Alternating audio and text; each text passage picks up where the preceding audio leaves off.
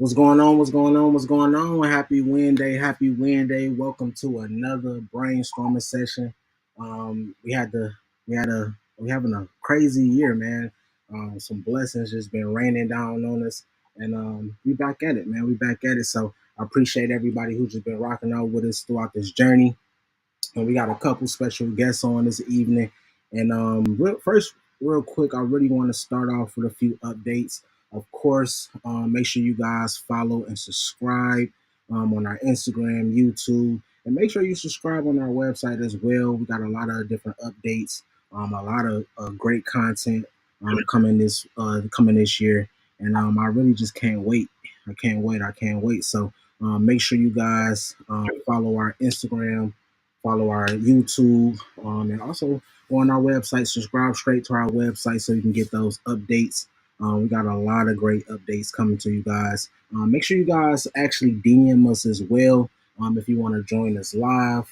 If you got any questions or concerns for our special guests, we definitely want to hear from you guys. And make sure you guys tap into our website. Again, we got a lot of great updates that we put on there so far, and we got some more updates to come. This upcoming year, we got a lot of great things coming on. Make sure you guys also subscribe and watch M.O.B TV, where you can catch all of our latest recaps, leave feedback, give reviews, check out some of our exclusive interviews, event recaps, you name it. We got a lot of content on it that we've been doing over the years, and that's really where it's going to be. That's pretty much our hub, for this year. All of the upcoming great content that we're going to be pushing out, everything is going to be on M.O.B TV. Again, make sure you guys subscribe and watch, and make sure you guys schedule a follow up call with us. Apply online if you guys want to join the community. If you want to, inquire about a membership, or if you see some of our resources that you may need, as far as video and audio production, social media, marketing and management, branding, web design, logos, anything like that. Even if you just need help structuring your business, make sure you guys schedule a follow up call or schedule a consultation by applying online at masterourbusiness.com. Also, make sure you guys check out our online marketplace. We got a bunch of great new merch. We got some fire on there. So make sure you guys check that out at masterourbusiness.com/shop. And also check out our virtual resource center, where you can actually grab our Entrepreneurship Unleashed ebook, and also apply for some grants. Shout out to Skip, and shout out to all our members who actually won grants so far. We all need some extra funding, you guys. So we always want to make sure that we provide different resources for our entrepreneur community for the most part. So make sure you guys stay on top of those grants. And again, shout out to the Skip community. They are actually giving out a bunch of grants every Tuesday and Friday. So they're doing some great things over there. So I definitely want to shout them out. And again, shout out to some of our members who actually had an opportunity of winning some of these grants. It's always needed. Also, make sure you guys check out our Standing on Business webinar every first Thursday of the month, hosted by Mr. Fix It himself. You can actually, reserve your space on masterourbusiness.com/SOB. So make sure you guys, stay tuned to that. You can also go on that same landing page and check out some of the recaps, man. He's been dropping so many jewels lately. So we want to make sure you guys, just stay up to date, and get these free resources that we have available to you guys. So make sure you guys, check out the Standing on Business landing page. And make sure you guys follow Mr. Fix It as well, man. He got, a lot of great things going on. He's been helping so many entrepreneurs when it comes to funding. So make sure you guys check out, his page and check out his website. We also got a link to his website on that Standing on Business landing page. So yeah, make sure you guys check that out. Another free resource for you guys. Also check out our sponsored affiliates listed on our homepage.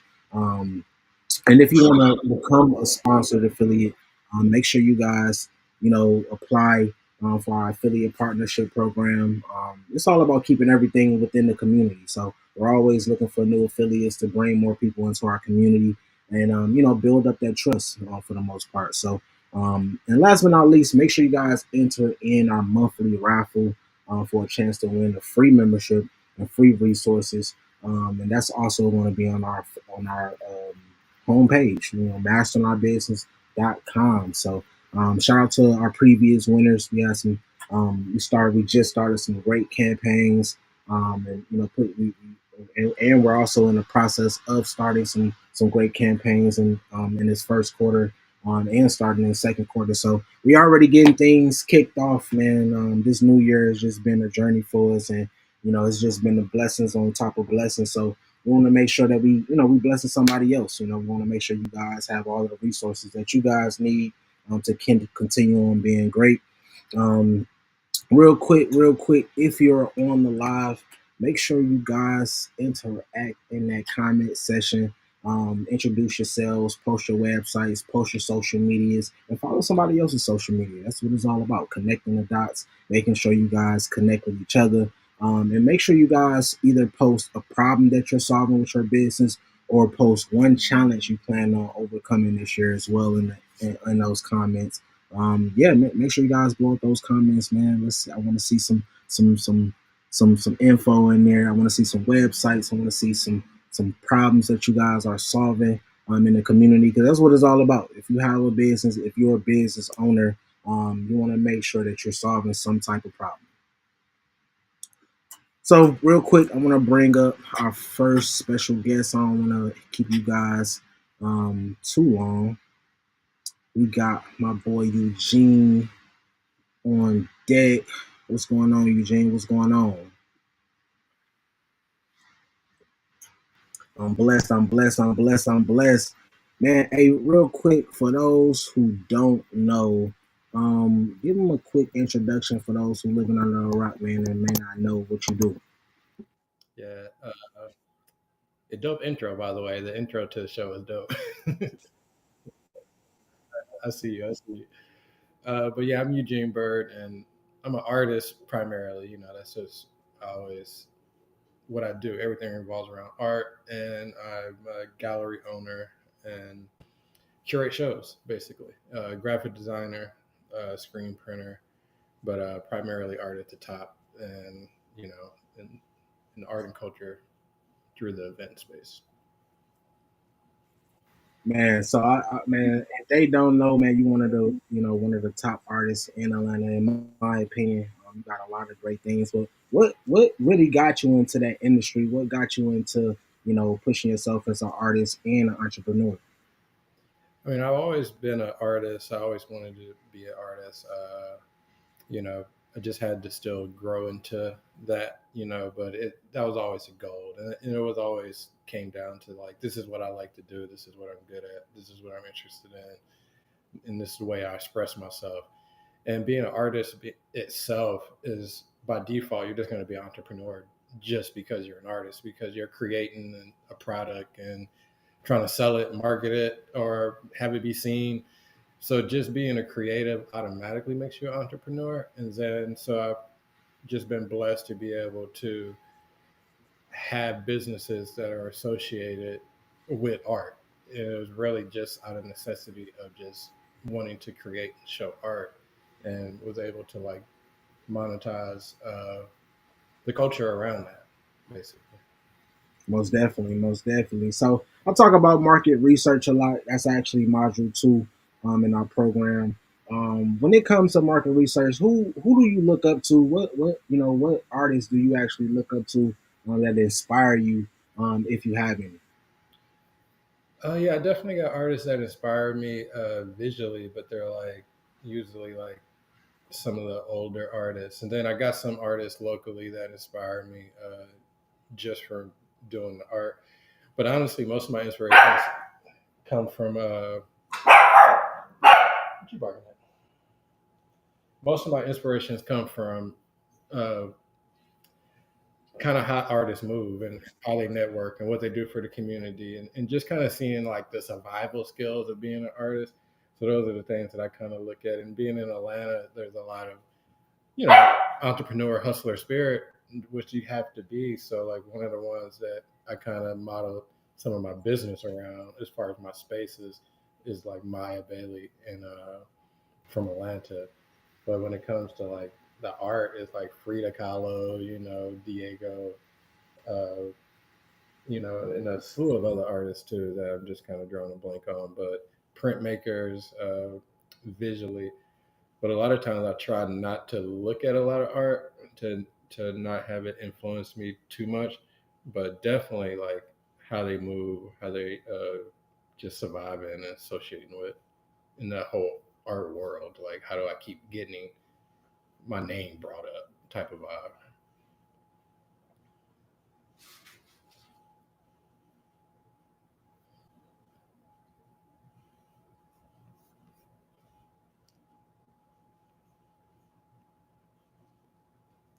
I kind of lost your audio.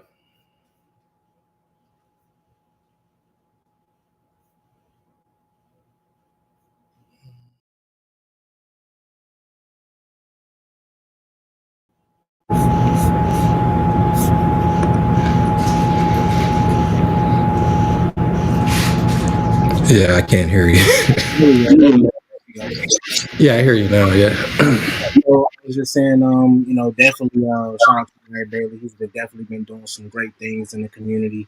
You guys is definitely some great inspirations when it comes to just the art community in the Atlanta area, and just in the Southeast area. Period, man. You guys have been doing some great things. So when it came to really putting together your plan, what did you see that really set yourself apart from your competitors?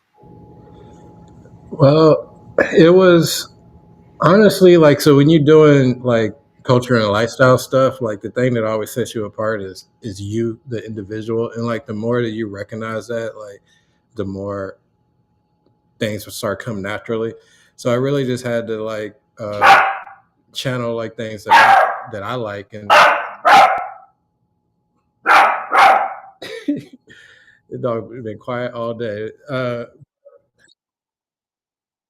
Been quiet all day, and then so like in that, what you really got to realize, like in the lifestyle business, what sets you apart is you. So the more you start to find yourself and be confident with yourself, like it kind of fuels it. So like from art, I wanted to treat artists and do things that I liked, and come in and involve artists and kind of the way that I felt unseen. Like I wanted to make other people feel seen because I experienced that. So like just kind of being from experiences, and the more honest you are, so that's kind of what organically shaped it. And I'm still kind of going through that now, like as I'm evolving, not losing sight of that is like, like if you're creating the lifestyle and the vibe, you gotta, really make yourself vulnerable in all these situations. Man, vulnerability, that's definitely key for sure. That's Yeah. definitely key for sure. That's a big one. I think that's something that, especially when it comes to the creative space, a lot of creators have trouble with because we have this stigma where you gotta be bigger than life. You gotta show people that you balling all the time and you popping bottles and you living life. And I think sometimes it's not all about that. And I think, throughout my experience, the more people I've seen be vulnerable on the other side of it to show both sides, I think, they've seen a little bit more success because that's what people really want to see. They want to see the real. And, I think that's really where really set, most of the greats apart. They're not afraid to, separate themselves and be vulnerable and show people like, hey, this is what it really is. Like, hey, we can turn up and have fun as well. But hey, let's also show, when times get rough, which hey, there's a lot of things that go on behind the scenes. I'm pretty sure you know a lot about that for sure. Yeah, definitely. So, what's one of your most memorable customer interactions you've had, and how did it impact your approach?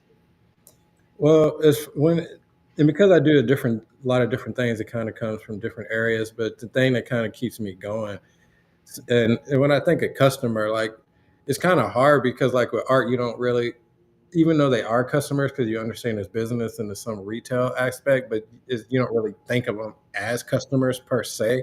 So like the people that impacted me are kind of really young artists. Like it comes from a curation standpoint. So like when you're doing shows and curating as an artist myself, it's always a give and take between providing opportunities for myself and providing for others. So sometimes you're like, man, I just need to focus on myself. But when I involve curation with other artists and those artists feel seen, especially if they get a sell and it motivates them and drives them, those are kind of the things that make me keep going. And it also reminds me of what I'm doing. And it reminds me of my position in life. So I always got to remind myself to stay active and stay busy. And those things just kind of shape it organically. And those are the things that kind of stand out to me. Of course, like money and associations are big key moments. And associations help breed bigger opportunities because it makes people seem like you got your stuff together the more and more other people associate with you. But really, it's those real interactions that, because I would going on like, just refocusing and kind of not putting my energy into a certain standpoint, but those interactions with an artist, like when they genuinely like be like, man, what you're doing is important. Like those are the things that keep shaping it and keeping me going, especially from a like a local level. Most definitely. That's what I love about you, man. You definitely, it's deeper than just the art. It's deeper than just making a sale with you. I seen that from day one. Especially with all the different types of events that you put on. Just seeing your art gallery and just the venues that you have and how you set them up and open the doors for the community to come in and be one. It's definitely something deeper for sure. And then I think that's something that I appreciate the most about you for sure. So, real quick, we always talk about operations and logistics, which is module 7 within our program. Can you describe a significant operational challenge you faced and how you overcame it to improve your efficiency? Man, like operations is key, and it's always a work in progress. And like the challenges with that I face like currently, like, and it seems like I face it all the time. Is like just with the like landlord stuff, and so it's, and just really at that base level when you come into arts and culture, and just kind of keeping it going. And then the other thing, once you get past that. Because ownership is key. So like a lot of times, like I haven't been in a position to own my spaces, so that just becomes a problem operational, just maintaining the space itself. And then other than that, it's like that energy of like art shows really pop like once a month. So if I'm doing something once a month, I'm actually active, but in the grand scheme of things, like once a month is kind of slow. So then it's like, okay, how can you challenge that type of operational thing that I have to deal with from event space? And then there's a whole another thing is being an artist. But those are the main things that I have to deal with and that I try to overcome. And then so like some of that is overcome through help, you know what I'm saying? And providing like it's a mutual thing. Like to give people opportunity is cool and all, but it's also like allowing helping me with my operation by giving people opportunity. So it's like one of those things that's double sided. Like it's good, it's a good deed and it's needed. So like that helps with my operation as well. But it's always changing with the time. My thing is I try to stay organic because it's always changing. So the moment I feel like my operational energy is spent in one aspect, it like switches so fast. So it's like in the real world of business, it's kind of ongoing to get better at operations. But having a good place and ownership is, that's definitely where the future goes because that gives you more of a tunnel vision and confidence to put all your money into one direction. So that's kind of a challenge that I currently have, and we'll see how I overcome it. Hey, I love it. I love it. I think we always gonna stay a student to the game. That's what it's all about. So, I Yeah, love that. Like you said before, it's all about just being, vulnerable enough to be transparent and really recognize, especially when it comes to your dream. I think it's super hard for us to, just be real with ourselves and be vulnerable enough to say, hey, I do need some help. And I think that next step is finding the right help is super hard, but Yeah, making that first step to realize like, hey, I need a little bit of help, right now. I think that's super big, but it's a process of finding the right people and putting the right pieces together. So I definitely commend you on that for sure. and then also like you also got this thing of not trying to be like uh, oversaturating too, because like your audience, like when you cater into like an audience, like sometimes it's good to fall back. So like sometimes it's like judging that too. You know what I'm saying? Like Most definitely. I need to fall back, but then how do I fall back without it affecting my pockets? You know what I'm saying? Man, that's huge. That's huge for sure. So speaking of pockets, this is a huge one that we always, talk about when I'm consulting different businesses and talking to different business owners. It's actually module number 9, which is funding and investment. What advice would you give to entrepreneurs seeking funding for the first time based on your own experience? Man, when you're really trying to get real funding, it's all about just having your business legitimized. So like you can't even really hardly talk it if your business is not legit. And there's still some legitimate, some things that everybody need to tighten up on some things, but when you can't even really talking about funding until you do that. So like, and it's like having a business license and your LLC and just kind of all those basic things, or even just having a business statement, business profile. So you really got to get to a level to even be ready for the funding. But then the easiest way to get funding is instead of giving your business funded, have your events funded. So like we're always a big that's always my thing about like you need to. That's the thing about throwing events. People will give you money to throw events, but more so than they'll just give you money for your business. So then when you throw that event, then you squeeze some money out of that event grant for your business.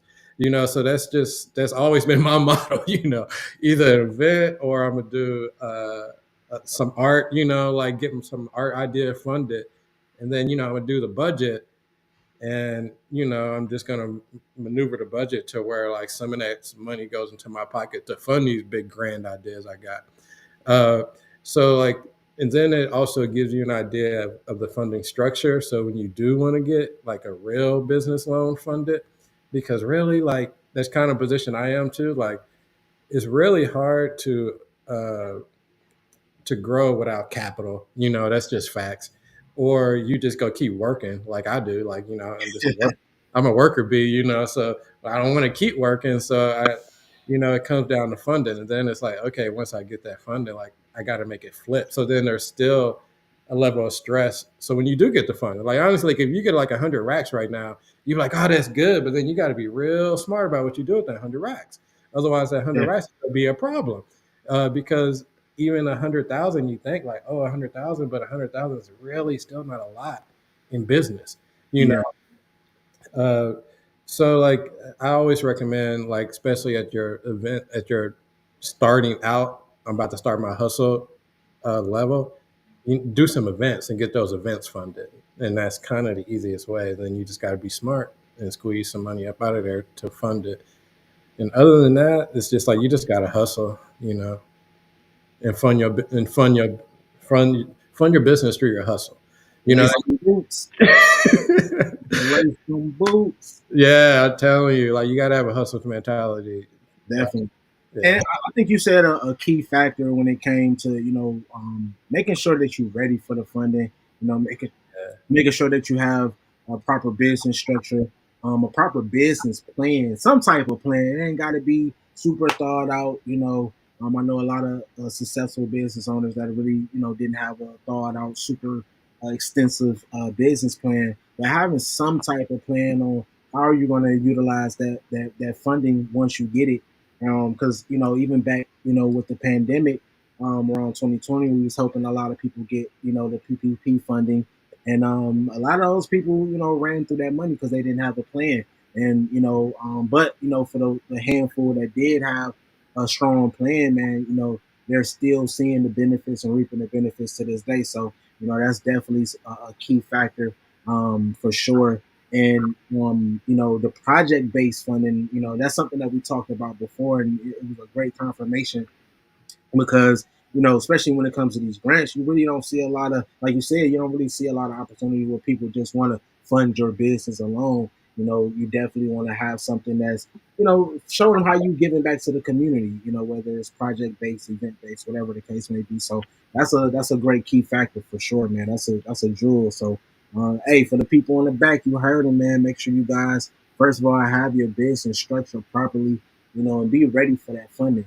I always like to tell our members, you have to be ready for the success. Set yourself up for the success, before we receive the blessing. So that's a great one for sure. So real quick, when it comes to scaling and growth, what key factor contributed most to your business growth? And how did you identify and capitalize on that opportunity? Well, for me, the biggest scale was, like I said, like my business is like art, so like my business is kind of me as an artist. But so the biggest thing that scaled like me as an artist was the physical buildings, like getting into real space, and so like it just gave me an opportunity to show my art and just host events. And then from there, I just figured out how to make money by having the spaces. Uh, so that was an important part for me to scale because as an artist, and you know, if you're a painter and you're an artist, like, and you can still maneuver through social media and through your connections, but if you got work that needs to be shown, like you're dependent on someone showing the work, like you're depending on the space that's supporting you and showing the work. So like in some degree, like, your career is in not in someone else's control, but it's so dependent on like other people. So like I didn't really, no one really likes that. So like when the space is and some people don't mind because honestly could be a good thing too. But when the opportunity came up for me to have spaces, though, I always just kind of jumped on it. And there's usually opportunities in the city, or at least Atlanta. You just got to be willing to take on a little debt and not be scared of the moment. So for me, that's just what I was able to do. And then it was like how to figure that out and how to make money. So then it goes from events to also just renting out the space and letting the space make money for me and making a little easy money. And then from there, like scale, uh, like for me, like I don't want to like scale too much, honestly. Like, so it's not all about scale, it's just more about getting more money, like doing the same thing and the same level of activity, but getting more money for the same amount of activity that I'm doing. Yeah. Instead of like, I need to scale up and get more jobs. No, no, I need to get more money for what I'm doing, like I need to scale my income. So as far as like scaling, like in growth, because to tell you the truth, like where I am, I don't really want a lot of that responsibility that comes with managing that. Like it gets to be like I'm living for it, like that whole rat race thing. So like I'm constantly trying to figure out like how can I make more money doing less. So it's like scaling income, but like scaling back at the same time, and that's where I am too going into this new year. Like, man, I can't just disappear into the night, but I don't want to ramp up. I just want to like ramp up that income and with less people and less work. Work smarter, not harder. I love it, and that's a huge one. I think a lot of people. I think because you got a lot of experience, of course you realize that, but I don't think a lot of startups really realize that. I think a lot of people think because they're so busy, they're scaling, and they don't really equate. It's all about meeting your goals, Yeah. and I think that's super big to really realize. And I think that goes back to having a plan. I think really once you know really realize and map out your goals, and map out how you're going to get there. It's not all about doing more necessarily. It's about making more money for sure, and doing making sure that you have a great balance when it comes to still having to enjoy your personal life too. Because Yeah. what we're doing this for, if we can't enjoy our personal life, our family, our friends, go on trips without having to worry about it, I think we all get put in that situation where it's like, oh man, I'm busy, I'm booked and busy, but I'm not scaling. I'm not really making more money. I'm just more busy. And I see that a lot, especially in Atlanta, man, where it's damn near event every single day. And it's like, well, if we really, and I've said this so many times, if everybody can really come together and scale down these events, we'll have bigger events instead of a bunch of smaller events that you might come to. You might do 5 events in a day networking, and half of those events only had like 20 people. You know what I mean? Versus all of us coming together and doing one big event maybe once a month, and really ramping up that opportunity. So that's a great that's super great. Matter of fact, if you guys are on the live, man, throw some fire signs in the chat, man, because he definitely dropped the jewel with that scaling. Because like I said, it's a lot of I think a lot of people get that misconstrued and think they just have to do more. I think that's what I love about AI and all of the technology that's coming out. And I think that's where we at as well. It's not about getting.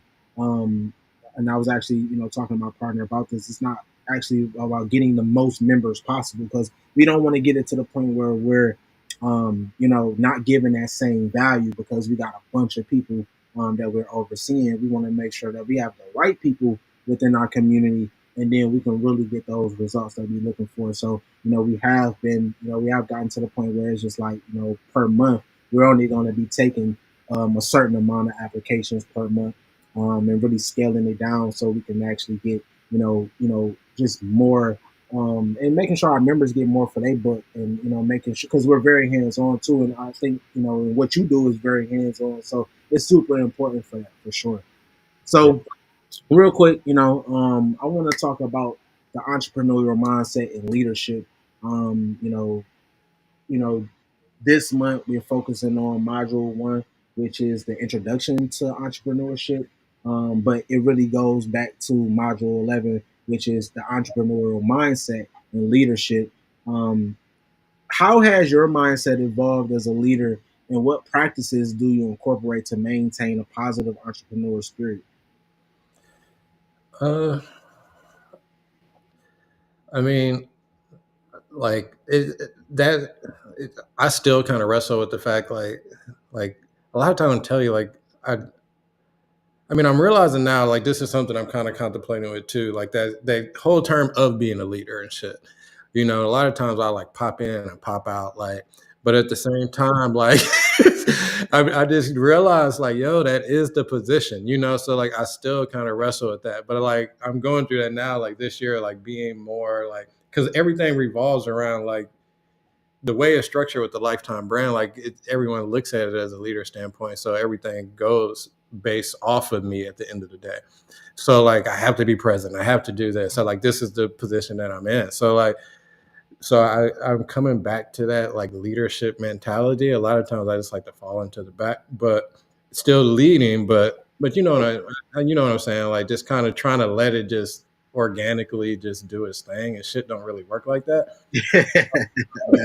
Or it works like that for like a little while because people are fucking with you for a reason, and then so like I'm kind of getting back into that, but it kind of shifts and sways.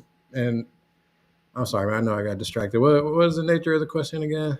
So yeah, but I mean, basically, how has your mindset evolved as a leader, and what practices do you incorporate to maintain a positive, entrepreneur spirit? Yeah, so like I definitely try to make it be. It has to be positive. Like first of all, unless you're in a position that you can really just pay people like what they're really worth, you got to do positive. Even if you can't pay them, it should be positive. But like with the artists and creatives, like I just know as a creative myself, like I just kind of know the language of what people want, and it's really getting their ideas and be able to express something. So when I work with people, I provide them with opportunities to be seen and be able to do that. uh, because that's just kind of important. And also just to listening to people's, listening to people and try to put them in a position to succeed. And then also the reality of it is like I got to put people in positions to get paid a little bit. It's like if they're spending time, even though they're getting something out of it, but I understand like they're helping me in my endeavors. Even though people would do it for free a lot of times. It's like I got to figure out a way to get people paid, you know what I'm saying, on a consistent basis, because also that keeps your relationship going and keeps it just from like people keep popping in and out of my organization. Like I only need like a few real people, down people, to really make some big noise. That's the good thing about it. Really, if you got like 3 or 4 down people, y'all can do some shit. You Yeah, know, so that person's at the top. Anytime like there's something going on, they know they're getting a little bit of money out of it. It may not be enough to pay their rent, but like when they came out, you know, they put a little something in their pocket. You know, no, nothing go longer than that. Unfortunately, like, you can do all the good vibes and shit you want, but you got man. people in a position to get paid because this is America. You know, like shit is high, and Yeah, time is money. But other than the money, like you definitely in a position, like if you're around me, like there's opportunities for you to do some shit. Now, if you think that I'm gonna like, I can't be in a position to like bring it up out of you, but it's like I got spaces. We do shit on the weekends. Like you got some ideas. I might not be able to do whatever idea you want, especially like if I'm like in that brand building mode like I am now. Like everything has to like fit within the brand of what I want to do. But if it does, like, let's do this shit, you know. And then there's a way that you make money. And I'm the type I'll really like fall back too. Like I'm kind of that leader. Like I'm kind of gonna just vibe out and just kind of I'm reading you. Like I'm definitely reading all the time as that leader position. And like if there's an opportunity and you don't say you didn't do what you said you was gonna do, I may not even say shit, but you may not get that opportunity again. You know, that's just kind of how it is. Like I'm big on word, you know, like and following up. So that's kind of my leadership style is like leading by example. But but yeah, so that's just kind of where I yeah, kind of take that standpoint, man, oh, yeah, and try to give people opportunity, like artists, creatives, musicians, or whatever, like because that's who I usually work with, or photographers. You know, they want to be, you know, they're not just they're not AI. You know, you talk about AI, it's like we yeah, do humans. Like you cannot treat these people like they don't have uh, some interest, you know, like what's going to feed them.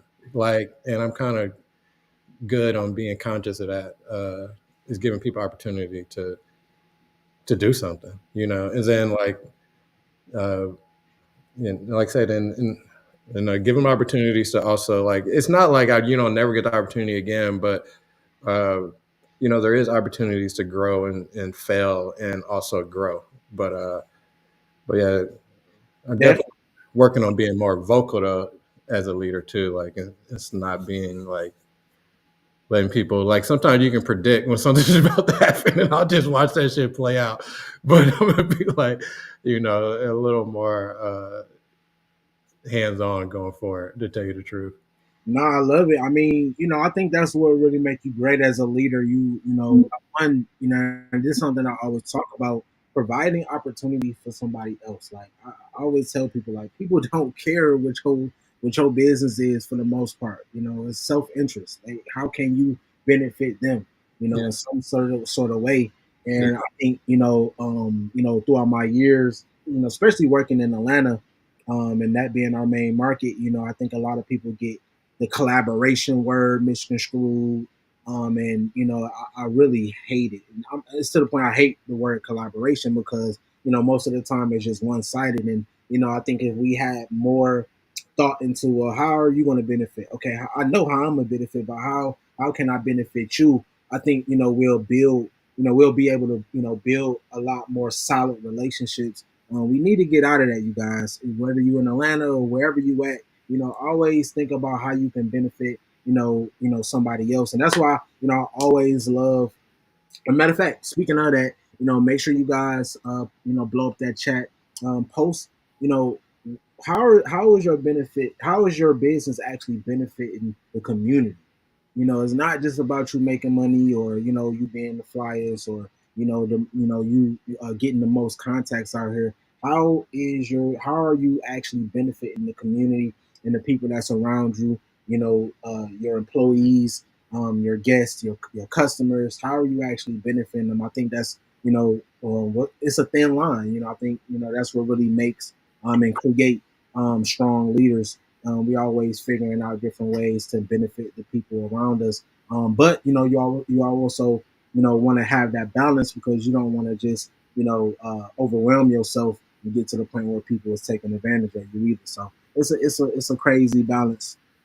So real quick, this is my last question, and this really I'm going to touch on module 12 when it comes to presentation because I always tell people presentation is everything. What is the most important lesson you've learned about pitching your business effectively? Uh, one of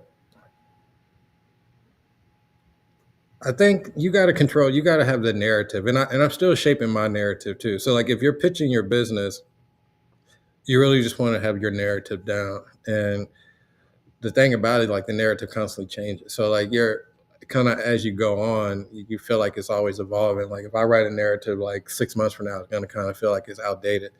But like you got to keep, you got to be able to have that story though, in pitching it effectively. But see, it's a little different though because I don't really feel like I am a business, so I don't really feel like it's a pitch though. Like as an artist, like it kind of comes across like, I mean, sometimes you do think of it like that, but I don't want to go. I don't really move around thinking about that though. So like, I don't really feel like I have a good pitch or need a pitch. You know what I'm saying? It's just like this is like it, and it's in at the moment, and what I'm doing, I'm focusing on that. So like, I think the pitch for me, and I think a pitch that even goes down to business, is just being like the more honest you can be, and the more like you can be about like true to whatever you're doing. So like if like if, what there's certain things that you can like hustle at. You're like, this is a good hustle, and I can make some money. And I'm not really into it, but I know like this is kind of buzzing right now. So that's kind of like a different philosophy. And then like so you'll have a pitch to that. But when you're doing something that you really believe into, and like I really like this. So even if it's like doing nails or something, but you really fuck with it, and you have something unique about your approach to it, like that's just the best thing to do. So it comes across as a pitch, but it's just really not. But you, anytime you like do something, it's almost like a pitch. But like I don't really pitch products like that anymore. But when you get in funding, because I know a lot of this, some of these are about funding, you got to pitch like, so my pitch when I come to funding is about community based. So that's kind of is my pitch when I'm going after money. It's like, this is what's needed for the community. It's arts and culture. I'm doing this, seeing Black kids create, having that visual, it's super important. And also you do got to lean into uh, like whatever it is that's unique. So like, I think Black is still understated. So I'm always going to lean into that. So as a pitch, like, even though diversity programs are going away, there's still people who do still want to appeal to a marginalized community. So, sometimes that pitch comes from being Black, or it comes from being whatever topic I'm talking about for whatever project I'm doing, or like if I'm pitching if I'm pitching an event, whatever the event's about, I'm pitching the emotional need or community need based off that. So I guess my pitch is kind of community based. But then when it comes to art, it's just about honesty, vulnerability, diving into Black issues. I think if you're a woman, like, you know, and women issues are important, then you lean into that. Like what is this stand? What do you stand for? Like, because everybody's selling something. So I think, that is essentially my pitch is kind of what I do and what I bring for the community and what I believe in.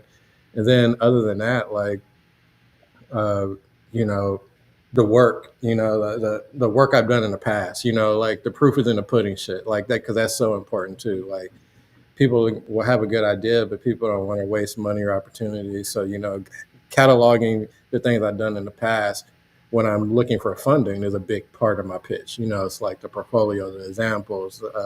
So whatever you do, you got to be conscious of documenting the things that you do. Like even if it's from a small scale, just kind of documenting it. Uh, and if for some people it might be like social, like they'll lean on their social, like if they got a good social thing. So you kind of lean on those things to put it like within like a business type of pitch. But other than that, like, those are the things that I kind of do. It's definitely leaning on. the community because that's the type of person I am and what I think and what how I think what I'm expressing is good for someone who might need to hear it. So whatever it is, like whatever this art topic, this can mean something to somebody, or this can give someone an opportunity. So it's kind of those good vibes from being able to express yourself. But when you got a business, because I had several businesses, it's completely different. Like so, that pitch will change, and Hmm. like if it's a product or something. Like if I'm focusing on ecom, which that's what I want to do, it's completely different because I can't talk about community and shit. Like if I'm really pushing something through an ecom platform, there's nothing community about ordering something, so then it kind of changes, and you might go from just a lifestyle to like a cool, be you want to be hip type of vibe, and all that and that type of message and narrative. So it just kind of changes to what you're doing, but mainly for artists, it's just about like, look, like this is what I need to say, and, and this is who I am, and I'm me. Hey, I'm an artist. Like I'm serious about what I do and what I say. So that's what that honesty. Like I think, like in business too, like we got to scale down the bullshit and like and take it down to like just an honest, real level. Like people actually respond to that, especially like because there's so much smoke and mirrors. So like the more you simplify it and just get right to the meat of it, and like I think that's the best way to go. Like even if you do have a product, like just kind of just just be real and direct to the point and honest. And if your honesty is like whatever it is, like it doesn't have to be even positive, but it's honest. It's an honest approach for you. It's honest in what you do. Like just be real with that shit, and I think it's gonna see through. I agree. I think that's I'll talk about this all the time when it comes to storytelling, and it goes back to being vulnerable as well. But tell your story and be organic. That's why even with our campaigns lately, not just lately, but for the last few years, we've really been leaning more towards organic marketing, organic content, because I think we in the time right now that people can really just peep the fake so quick. You Yeah, know, the stage commercials, the movie magic. It's getting easier and easier to peep because it's so much out of so much out here. And just like you said, there's so many smoke and mirrors. A lot of people have been burnt and tricked with these smoke and mirrors. So I think we getting to the point where people don't want to see that shit no more. Like people no, want to see real people. They want to build real relationships. I was talking about this back in 2020 and before 2020. I think the pandemic really put us in a situation where I was able to show that I was right this whole time because it put us in a position where we was only relying off of real relationships. All the fake smoke and mirrors was gone because nobody wasn't doing anything. Everybody had to sit down, and it forced us to create and lean on these real relationships. And that I think that was the best thing that we got out of the pandemic. And now, fast forward, it's all about being organic, being yourself. You don't have to wear a suit and tie all the time.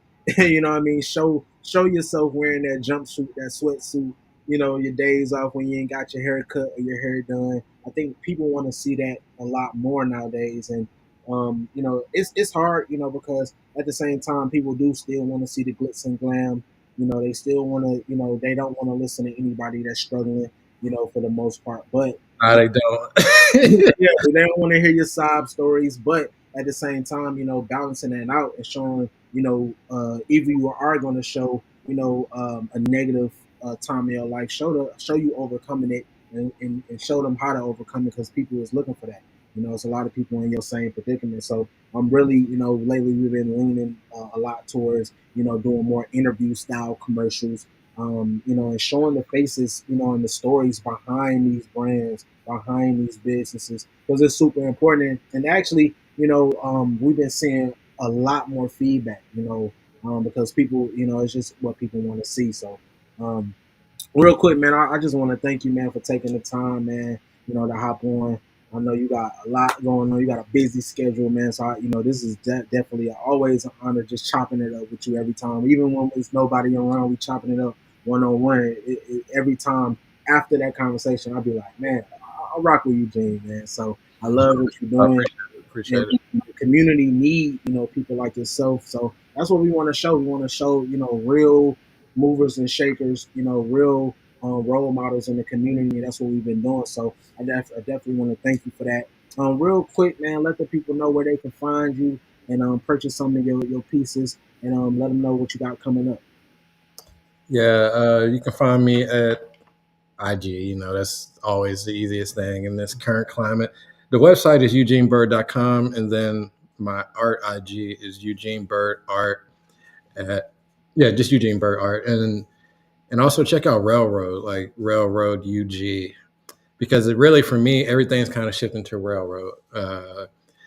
Don't think I'm gonna have the gallery much longer. I'm gonna focus on Railroad and bring real art and culture to that space, and I'm looking forward to it. So yeah, I'm going through like a rebrand, and yeah, so definitely check out Railroad. And when you was talking about uh, the stories too, also it's important to kind of have like, I'm kind of teetering on the faceless marketing too, which that's kind of popping a lot too. So I might try to push the ideal at Railroad and the narrative, and I kind of want to stay at the forefront and push myself more forward when it comes to my art. So it's like it's constant changing, but yeah, definitely you can find me at Railroad UG, like Railroad Underground, and Eugene Bird Art. And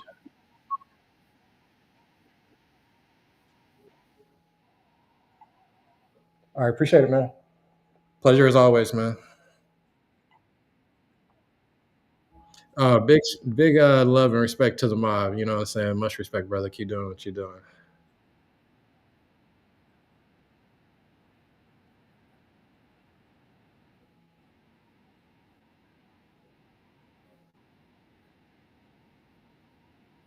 Oh yeah, it's time to be active. I'm looking forward to it. It's time to be active for sure. And like I said, I'm changing it up, man. I'm going more high vibration, holistic. I'm kind of moving away from alcohol, parties and shit. Like I'm going more pure, good juices, good everything, man. Of course, we'll have. I'm not shaming the liquor, but I'm moving to another platform, like just the vibe that I'm on for sure. I So yeah, love it. let's link up, man, this year. Let's do it. Let's do it, man. I'll talk to you shortly, King, for sure. All right, peace, brother. Yes, yes, yes, man. I appreciate that, man. If you still on the live, man, make sure you guys blow up that chat. Let me see them fire signs. Matter of fact, let me see Pound Mob. If that was a good, if you guys enjoyed that interview, let me see Pound Mob, man. I definitely need that energy. And I definitely want to see some of the things that you guys are doing in the community as well. So if you haven't already, make sure you guys as well post your social medias, introduce yourself, post your websites, and give me one benefit and one thing and just give me one reason why people should patronize your business, and how are you actually benefiting the community with your brand. But yeah, let me see Pound Mob, man. I appreciate you guys. Shout out to some of our mob members on here, man. Shout out to Adam. Happy birthday, Adam, man. Happy birthday. I appreciate you, man. Always supporting the mob, always bringing, just live energy, value. Shout out to CC, the Natural Way 365. Let's go, let's go. Shout out to Philosophy, another one of our mob members. Yeah, make sure you guys also follow somebody else in the chat, man. We got some great people on. Next, I want to bring up our next special guest, Eve. But real quick, before we do that, again, make sure you guys introduce yourself in the comments, post your websites, post your social medias, and also give us one way that you're actually benefiting the community with your brand. And put Pound Mod. We need some energy, people. We need some energy. Let's go. Let's go. So real quick, I want to bring up our next guest. I want to start off with the intro. Let's go, Miss Eve. What's going on? What's going on? What's going on, Queen? Go ahead and unmute yourself. Hi, How's it going? How's it going? How's it going? I love this entire setup. I love it. You're honestly like great for doing this. I appreciate you. We just want to do something different for the community and, keep on putting that value out there, keep putting that positive energy out there. But for those who's under a rock who don't know, give them a quick intro about yourself. Yeah, I think it's good to tie it up also from the questions that you're going to be asking instead of like really just going through that line by line, just to give you a perspective of how I built my business and where I transitioned to and how it can really contribute to this conversation so you can ask more detailed question to make it more effective for yourself and everybody. Um, I'm not sure if you've heard of the book called Cash Flow Quadrant. No? Okay, you gotta be put on. Okay. Okay. So the cash flow quadrant is written by Robert Kiyosaki, and he talks about the four quadrant that exists. So there's the employee quadrant, there's a business owner quadrant, there's a self-employed quadrant, and an investor quadrant. And you see, most people just stay within the E quadrant their whole life, right? Or sometimes they might have a part-time business, right? And they're in E quadrant. And so they're on the left side of that quadrant. The book goes into detail of different quadrants of where people are and how they make financial decisions, which is really, really important if this is what you guys are talking about, because then it shows a clear difference between a business quadrant and a self employed quadrant, right? And what the highest quadrant where we should aspire to be in, which is in the I quadrant, the investor quadrant, because you want to be in that passive, right? Because that's where we get the freedom that we're looking into to doing, right?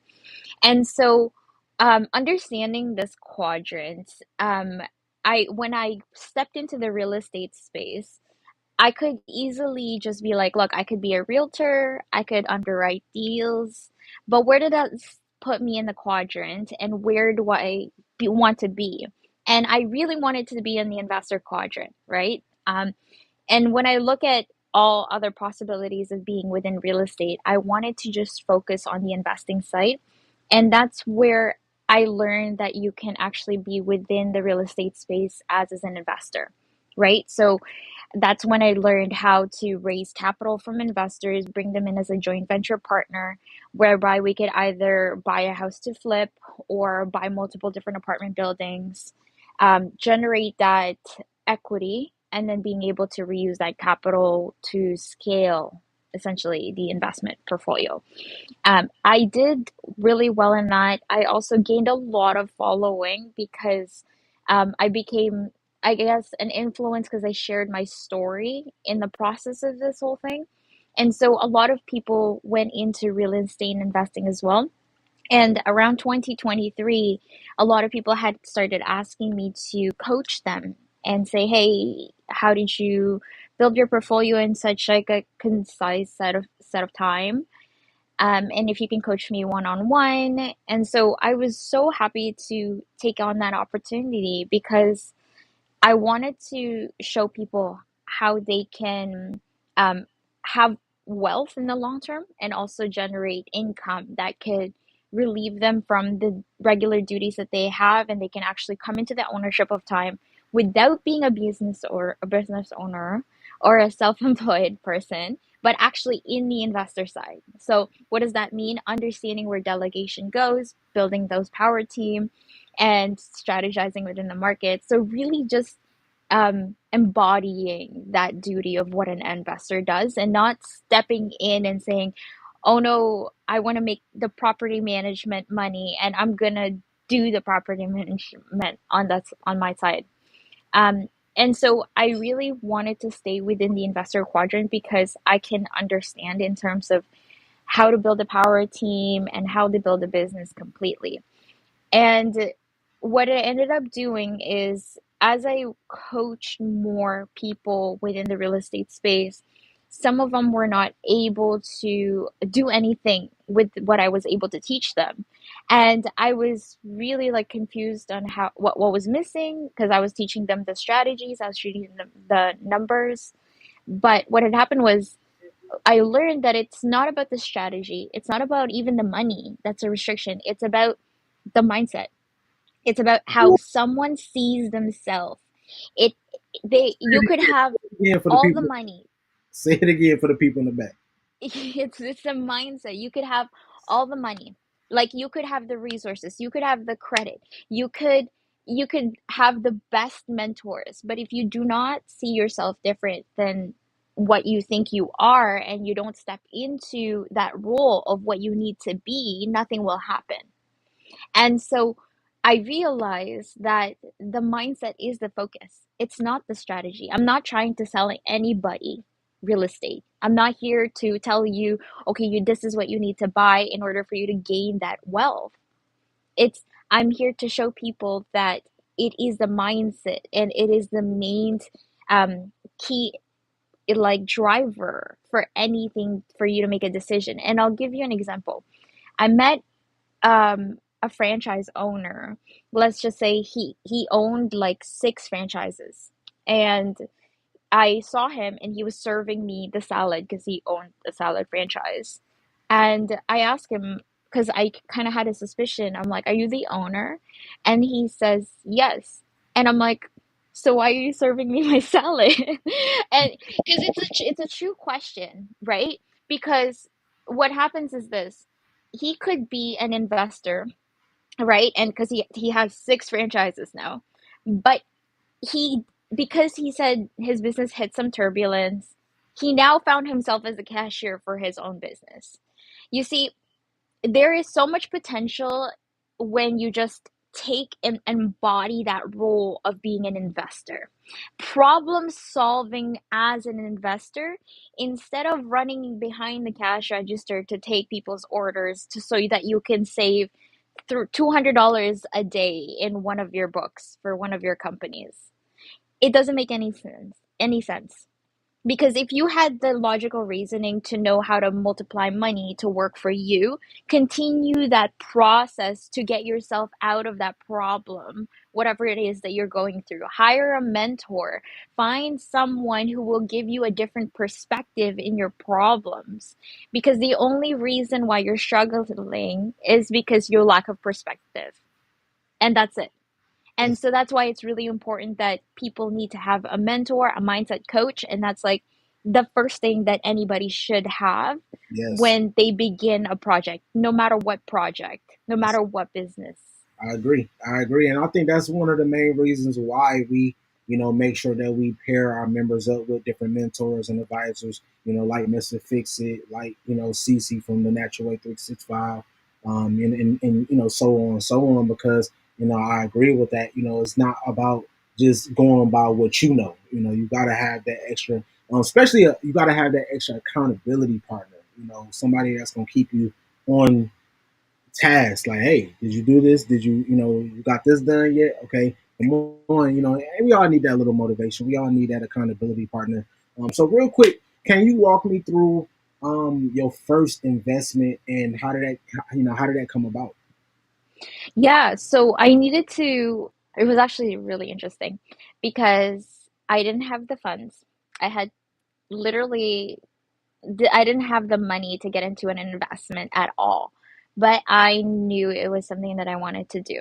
So this is really operating out of wholeness, and I could probably talk about this in the mindset space because there is a deeper sense within the mindset space of how someone can create from a place of wholeness and not operating at what their eyes tell them, right? Most people would be like, I don't want to go into real estate because I don't even have $1,000 in my bank account, right? Or $5,000 in my bank account, or I only have this much.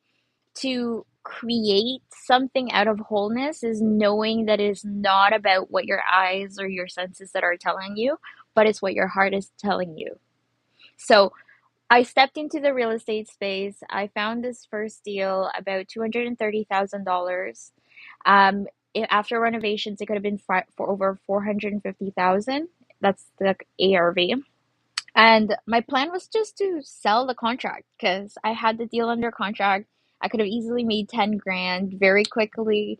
Um, But then when I ran the numbers, knowing that how much money was supposed to be made, I was like, maybe it won't help if I ask if I could be a part of the deal, right? And that's what I ended up doing. I ended up asking the investor, you can buy it off of me, or we can work together and I'll bring my contracting team to finish the job. We didn't sell it for 450 because we sold it for 550. Hey, I love it. But there was a lot of struggles obviously building up to that. And then after that we started, obviously we did a few more flips, and then we transitioned into multifamily, and multifamily was my favorite. Yeah, And I'll say this because um like I would say we would buy uh, between 50 to $70,000 a door, and then after the work that we do on it, we would get a valuation of 100 to 150,000.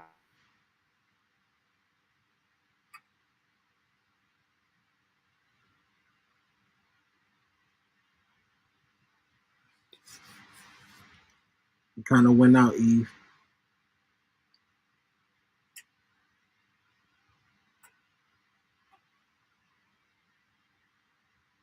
See, when we start dropping them jewels, they want to interrupt us. She was dropping them jewels. Let's go. Let's see if we can get her right back. Let's see if we can get her right back. Real quick, while we wait on her to come back in, man, let's blow up that chat. Drop a jewel in the chat if she was just dropping some jewels, man. If it was a couple, especially if you've been thinking about getting into the real estate game and getting into the investment space as well. Make sure you guys drop them jewels in the chat. Let's see who we still got on here. Let's get some of that energy up. Let's see if we can get her back, and let's see if we can get some more jewels up out of her. But real quick, make sure you guys load that comment section and drop a jewel. Or you know what? Maybe some people don't even use the jewel emoji. Drop the fire emoji if she was dropping some jewels. Let me see some fire in that comment section. And real quick, make sure you guys are introducing yourself. Make sure you guys post your website, post your social medias. That's what it's all about, man. We want to make sure we are connecting the dots, making sure that we're connected with each other because we all we got. It's all about unity. It's all about moving as a mob, moving as a unit, and that's what we like to push that positive energy. um Real quick, if you would like to join our live sessions, make sure you guys DM us, or you can just visit our website at www.masteringOurbusiness.com. Subscribe to our website so you can get those updates. We got a lot of great business owners that we're gonna be featuring in the near future. A lot more jewels that we're gonna be dropping. And instead of giving you guys the boring rundown, going through each module one by one, we want to give you guys real life stories. We want to get you guys connected with real life entrepreneurs that's actually out here moving and shaking. So that's what this is about. That's what our whole community is about. That's what this whole platform is about. Connecting you guys with real live movers and shakers, and connecting other movers and shakers with other bosses as well. And that's why I always, encourage you guys to follow somebody else. You just never know, who you may be able to connect with. Throughout this journey, we've been able and been blessed to connect some great people together and start some great fires. So make sure you guys again drop those fire emojis in the chat if you guys are enjoying today's session so far. And make sure you guys join every single Wednesday at 6 p.m. Eastern Time. We'll be right here live, giving you guys the insights, sharing knowledge, sharing different connections, and building up our community. That's what this is all about. If we, us as entrepreneurs, we're the backbone of these communities. So it's super important for us to dot our I's, cross our T's, and making sure that we have everything structured so we can maintain our businesses and in the future create more jobs. That's what it's all about. That's our main goal is to mob is to make sure you guys have all the knowledge and resources that you have and that's available to you, so you guys can actually, create some more jobs in the near future and stimulate this economy, man. We in some tough times. We in some crazy times right now. But hey, when has it been, crazy? That's what makes it so fun. So, that's what it's all about, making sure that we stick together and we get through these times together.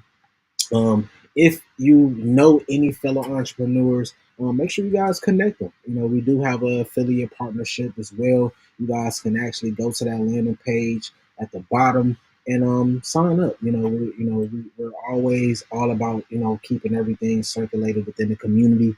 So if you have any fellow entrepreneurs or people that if you have any family members or friends that is thinking about starting a business and that just need that mentorship, that just need that guidance, they need those resources, make sure you guys send them on over to our community. We're always looking for, like-minded individuals to join our community. We're steady expanding in the United States, and outside the country as well. We got a lot of great programs and projects coming up in different countries like Ghana, Dubai, Bahrain.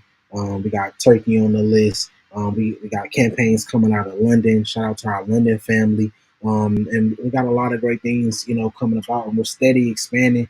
If you guys have any cities or states or countries that you guys think we should visit or curate any programs or workshops in, make sure you guys either DM us or send it. You can always get in touch with us on our website as well. That's www.masteringOurBusiness.com. Again, make sure you guys subscribe to Mob TV. We got a lot of great content, a lot of great recaps, a lot of great exclusive interviews that we have coming up. So make sure you guys subscribe and watch, man. It's such an honor to have our own platform where we can actually stream the content that we want to stream. So, we're always about circulating that mind and also keeping you guys entertained, because I know you guys need the entertainment. I know, we got to stay active. So we want to make sure that we keep a balance as well. So we got a lot of great entertaining content on there, far as from commercials that we've shot in the past, from event recaps. We've done some major events throughout this journey. So definitely make sure you guys check that out. And shout out to everybody who's been rocking with us this whole time. Shout out to all of our members, our affiliates. Shout out to all of our partners, who has been just detrimental to our platform and to our community. So that's what it's all about, man. Just like what Eugene was talking about earlier, being vulnerable, bringing the real back. No more of that fake stuff. No more of these stigmas that goes on in the business world. We want to make sure that we bring in real, raw, and reliable resources and information to you guys as well. Real quick, make sure you guys check out our virtual marketplace. We got a bunch of dope merchandise. We actually just released our customized shoes. We got everything from shoes to customized shirts to hoodies to puffer jackets to you name it. We even got baby wear. We got our Mob baby apparel on deck as well. So make sure you guys check that out. And make sure you guys stay tuned as well. We got a lot more merchandise that we're going to be releasing. If you're somebody who wants to sell your products or your services on our virtual marketplace as well, make sure you guys get in touch with us. We're definitely looking for more affiliate partners and more people, that we can actually help sell their products, and put out their services via our virtual marketplace. That's what it's all about. That's really the main goal of our virtual marketplace. We just, we definitely want to get you guys fresh with that Mob apparel as well. And make sure you guys enter in our $10 raffle. At the end of each month, we will be selecting a winner and rewarding them with a free membership or a free resource, whether it's video and audio production, whether it's a free month of social media marketing and management, whether it's a free website, um, you know, um, a free event curation, any of our resources, you guys have the option and the opportunity to win some free resources. Who don't like free stuff? $10 to enter it. I mean, that's peanuts, especially when it comes to what you'll get in return. So make sure you guys enter in that raffle. Shout out to everybody who already entered in our raffle, and shout out to our previous winners as well. We kicked off some great campaigns in these last couple months, just based off our winners. Shout out to our new members that we just onboarded this month as well. I got one particular highlight. I want to highlight our members out in Tennessee. Um, you guys have been, really showing up. Granny Sue Records.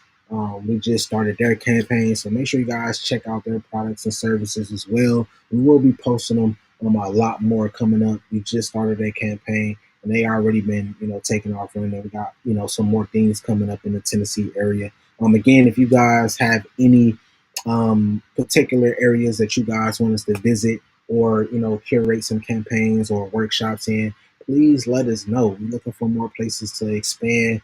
If you guys want to partner up with us on some upcoming workshops, definitely let us know. We're actually working on our STEM workshop coming up, all ages. We want to get this, we really want to get you guys involved in STEM a lot more, because it's the science behind everything. We're living in a time where technology is taking off, and we need more engineers and mathematics. Of course, when it comes to funding, when it comes to that money, we got to be on top of our mathematics as well. So we want to make sure to not only push entrepreneurship, but to push STEM, because this is what STEM stimulate our economy at the end of the day. So be on the lookout. We're actually going to be releasing our itinerary for upcoming workshops shortly. We're working on a few areas. So, like I said, if you guys want to partner up on a few STEM workshops, or if you guys, have any cities or states or countries that you guys, think would be great for us to visit and, curate some workshops in, please let us know. It's a community effort, so we want to make sure you guys get involved as much as possible. Um, I don't think she's able to get back on. Maybe we'll bring her back on next week, because I really love where we was going with that. But yeah, if you guys, you guys should have been able to get her Instagram as well. So make sure you guys follow her on her Instagram, and follow her on all of our platforms. She got some, she's doing some great things out here in the community. So real quick, let's blow up the chat, man. You guys have any questions or concerns? I want to open up the room for any questions or concerns that you guys may have. Give you guys a chance to ask any relevant questions. And I want to make sure you guys are leaving with some type of value at the end of the day. That's what this is all about. It's not about me showing my face and getting on live. We want to make sure that you guys are walking away with some great valuable information. So if you just want to post them in the chat or in the comments, make sure you guys post any questions or concerns in the comments, so we can kind of cover that. And then make sure you guys check out some of the updates that we have on our website as well, especially our virtual resource center. It's super important that you guys check that out. We have our entrepreneurship unleashed ebook on there, and then we also have access to a few grants. So definitely take advantage of those grants. Shout out to the Skip community, and shout out to the to the amazing work that they've been doing. And shout out to all of our members and everybody, even if you're not a member. Shout out to you if you actually want to Skip grant. We will be putting more grant resources, more funding resources on our virtual resource center. So definitely stay tuned. I would say definitely make sure you guys, check our website at least weekly. We will be sending out updates as well. So make sure you guys subscribe to our newsletter so you guys can receive that information. Or if you're on Instagram, you guys can also join our Instagram group as well, to stay up to date. And yeah, man, we looking forward to just working with you guys. So yeah, I'm gonna give you guys the opportunity real quick to post any questions or concerns that you guys may have, and I'm gonna see if we can get her back on real quick. And if not, I'm gonna go ahead and answer you guys questions, any questions or concerns that you guys may have, and we're gonna wrap that up.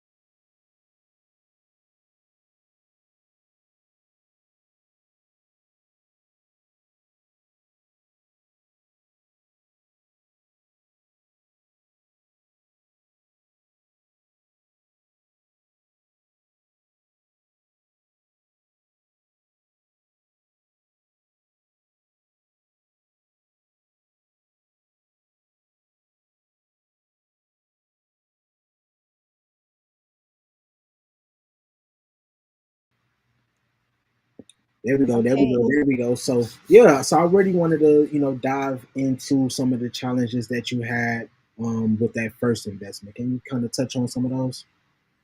Yeah, I think a lot of it is obviously because you're in the I quadrant, the investor quadrant, especially when your strategy is raising capital and working with investors that want to be more on the passive side of investing to really utilize the skills that I was able to accumulate within the real estate space and transacting it.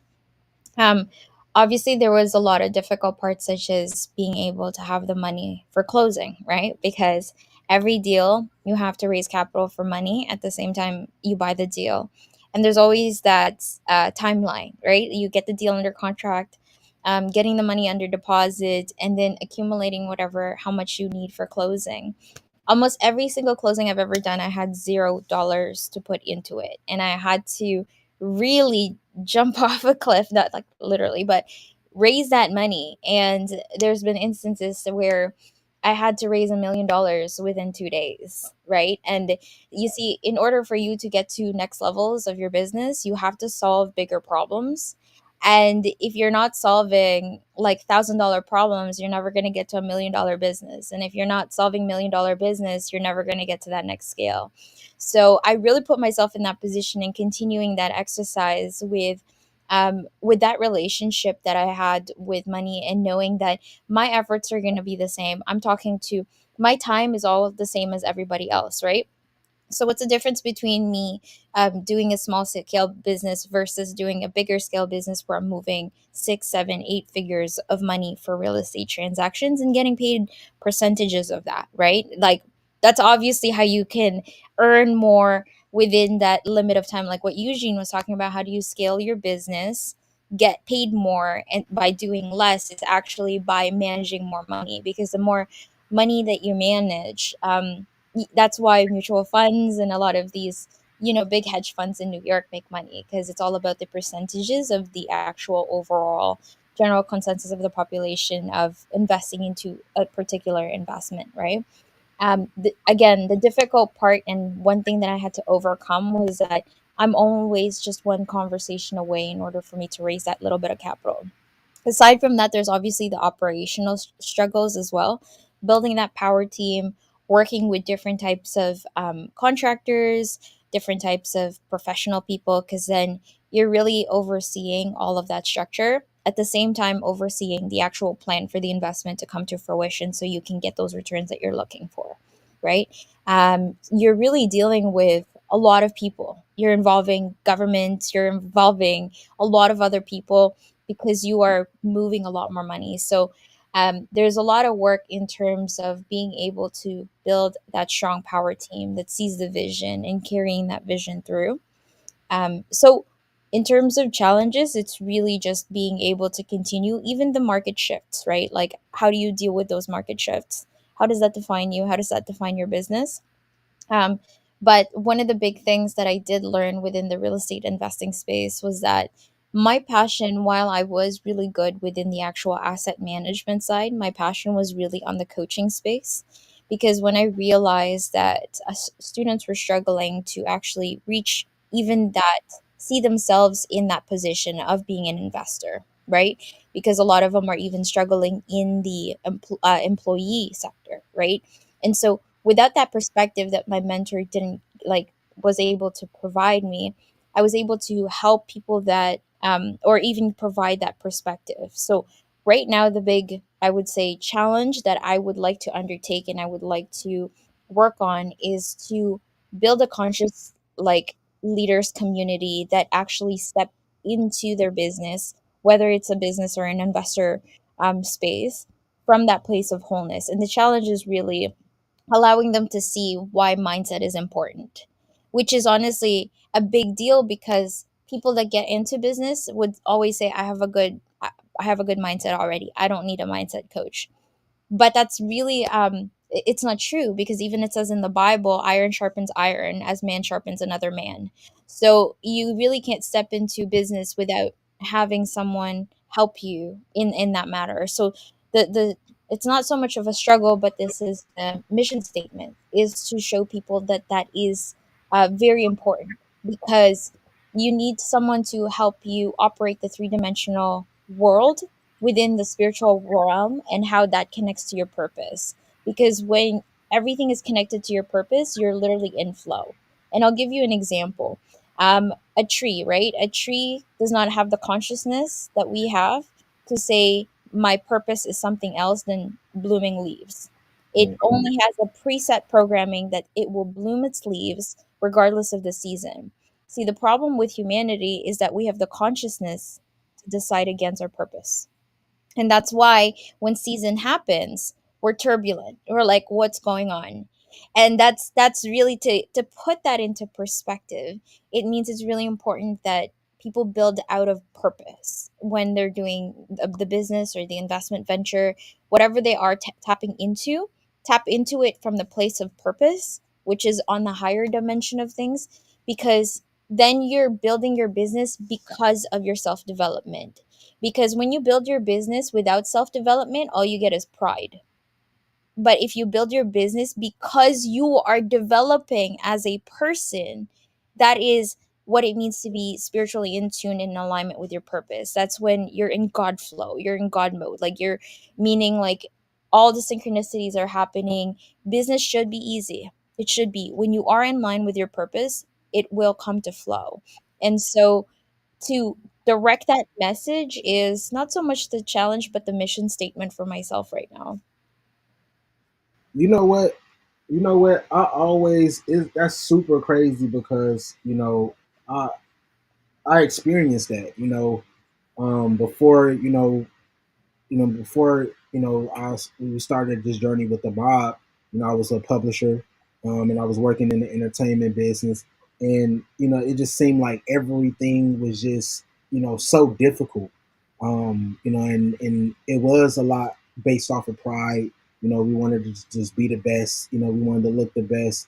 But once we got on this journey where it became not just about us, it became about other people and building up the community. Everything just took off. Even with the mob, like instantly everything started to align itself because we stepped into our purpose. And I believe all of our purpose is to provide a service and be a servant for the next man or a next woman. And that's why I'm always talking about benefits and really making people realize how is your how are you benefiting the community with your business and with your company or with your brand. And I think, when people really step into that, you're right, it becomes a lot more easier. Even when it gets hard, it's easier getting through those hard times. So, I really love that. Real quick, because I've heard you, speak on mentors, and this is something that I touch on a lot, especially with our members, and really kind of, and just with businesses that I've been consulting for the longest. How did you really get in touch with your mentor that you have now? He actually found me, which is a good sign because I learned this that in order for you to find your mentor, you have to become the best student. And I was really seeking and manifesting wisdom and my mentor. And then we finally got connected by a friend of mine, and I shared him a little bit of my story. And how he became my mentor was really when he really taught me a lot about understanding, like to start from what it is that I want to experience and what I want to become, as opposed to filling in the gaps of what's missing in my life, starting with it with what you want instead of what's missing, which is like an amazing perspective. You really think about it, because most people, whenever they start a business, whenever they problem solve anything, the first thing that we're always defaulting to is what's missing and what needs to be done.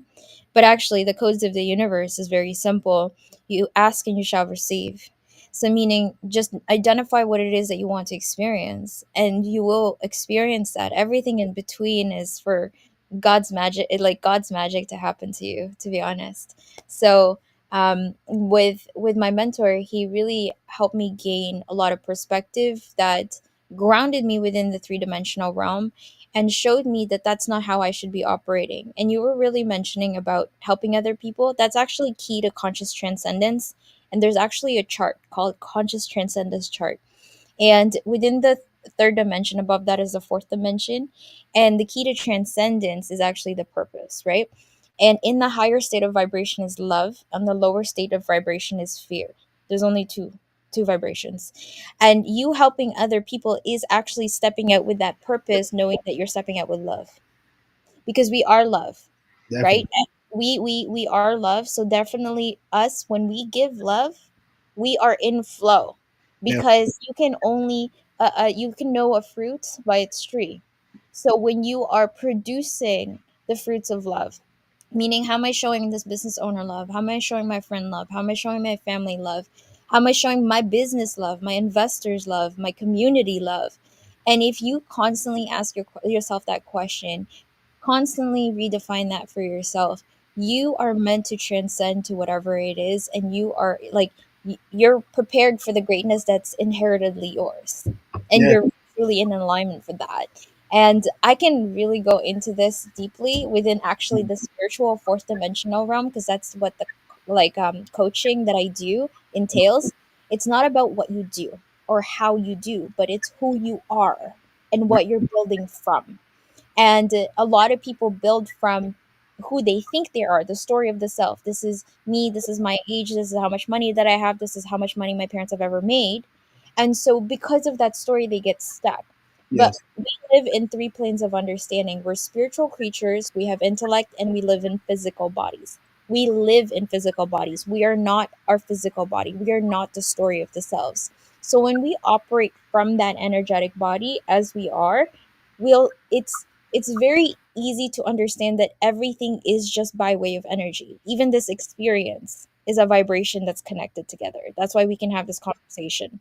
Meaning that every other experience that you want to have is just a matter of connecting your vibration, your consciousness to that attention. So that means if you're not experiencing something, it's because you just haven't thought about it. It's not that someone's taken it from you or someone's taking the opportunity or that business. There is no such thing as lack in this world. They're so abundant. This world has is so abundant, and that's why you and I exist independently. There's more than enough for everybody. And so going into understanding who you are as an energetic body, shifting into those experiences, right? Like knowing that the harvest is literally plentiful, ready for picking, but the workers are few because not a lot of people know that it's really just stop playing the victim of your life and start being a creator of your life because that's who you are. We are great created in the highest form, and to be honest, we don't really need to anything. We just need to be. That's why we're called human beings, not human doings. If we just we have everything. Like literally you just think of it and it manifests into existence. This conversation, you thought of it and manifests into existence. We have all the power that's been granted in us, but most of the time we live it in the story of other people, in the story of other people's lives because we're subconsciously programmed into that. So creating Definitely. a business out of wholeness is unlearning those existing subconscious programming. And this is what I talk about. Build wealth from breaking your generational curses is the best thing that you can ever do because you anybody can make money in this world. But that money will not make any sense in over the next generation if you do not change your mind, because that's the only thing that your children will genuinely inherit, because that'll change the behavior that they have with the money that you even pass on to them, should you get to that stage of being able to pass on inheritance and wealth. Yes, I love it. I love it. I love it. Message. So, real quick, I wanted to touch on something that you brought up earlier. When it comes to funding, when you said you had to raise $1 million in 2 days, walk us through that process. Stressful. Stressful. Yeah, it's stressful. It like I mean, it's a lot of phone calls. It's a lot of like, "Hey, this is what I'm working on. Who do you got that could help me?" You know? And to be honest with you, when you're raising that much like money, it is quite difficult, but when you find that pocket of people that are able to deploy liquid, something like that, the conversation becomes easier, right? Yeah, Because they know what they're doing. They know $1 million that they're deploying, right? So they yeah, know the right questions to ask, and they know the right paperworks to be in place. And it's just to be honest with you, it's easier to transact a lot of money than there is to transact a little money. And so this is where I want to bring this message that when you're starting something, genuinely visualize what your life would look like and start from that. And right. because once you visualize what that looks like, you won't take the say, I'm going to take these baby little steps in order for me to get there. That's you obsessing over the how when the how is created for you, right? There's seasons for a reason, so that all you would do is plant that seed, and the seasons that God has provided will allow everything to grow for you to for the picking, right? So going back to your question, capital raising that $1 million is a very stressful situation, but I grew my network completely. Like I have a lot more investors from that day, before that day to that day. Like I've discovered more money than I had. You know what I mean? I over raised even at that point. That I had more people in my pipeline because they knew what I was looking for, right? So Yeah. just really not hesitating in being able to have those conversations, because that's and putting yourself in that position. Yeah. So, and that's what I was going to really tap into as well. How did you, you know, really put yourself in those rooms with people that even have the capital to invest that amount of money, or put yourself in those rooms with people that you can have those conversations with? What was some of your steps, or what was some of your strategies to put yourself in those rooms? So this was before I knew mindset the way I do now. The way I know mindset now is, I'll tell you, you connect with it vibrationally by, honestly, first and foremost, understanding where you are and how you're operating within your mindset and which vibration you exist in, and how to transcend to the vibration that you should be in so that you can attract that network of people.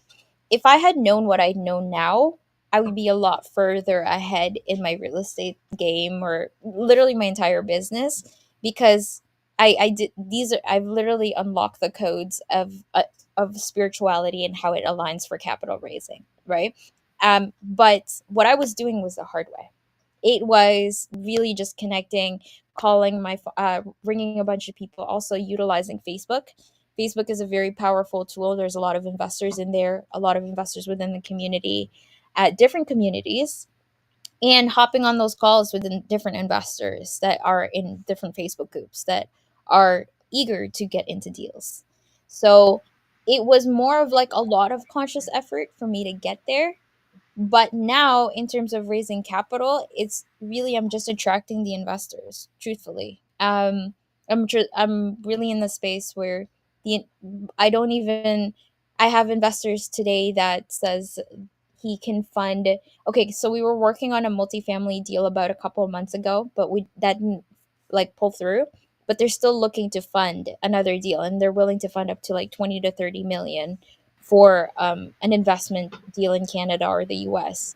So even that, I was like, okay, yes, the deal fall through, but we still have this investor in the back end.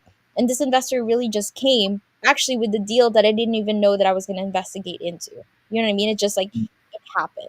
Yeah, like it was like, yes, we have an investor that owns a financial company in like Europe, and they're looking to invest in Canada. So just I can't express to you the power of aligning your vibrations, because that is absolutely true. When you transcend um from breaking down those generational curses that we get triggered by anger, hate, envy, and that happens to all of us because we Yeah. are all subconsciously programmed.